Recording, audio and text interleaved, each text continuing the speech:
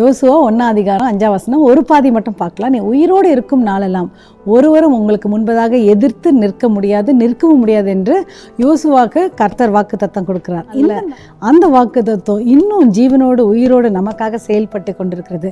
உங்களுடைய ஆசீர்வாதத்துக்கு எதிராக யார் என்ன சூழ்ச்சி செய்தாலும் ஒரு மனிதனாலும் உங்களுக்கு முன்பதாக நிற்க முடியாது. ஜெபிக்கலாமா? அன்பின் தகப்பனே, இந்த நாளில் இப்படி ஜெபத்தில் பங்கேற்கிற ஒருவரோடும் கூட நீர் இருந்து அவங்களுக்காக யுத்தம் செய்கிறதற்காக நன்றி. இந்த வாக்குத்தத்தத்தை நாங்கள் உரிமை பாராட்டி கொள்கிறோம்.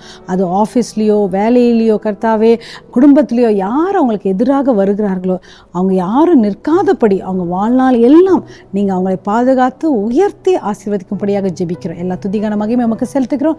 We ask this prayer in Jesus name. Amen. You are the Joshuas of today. தைரியமாக இருங்க.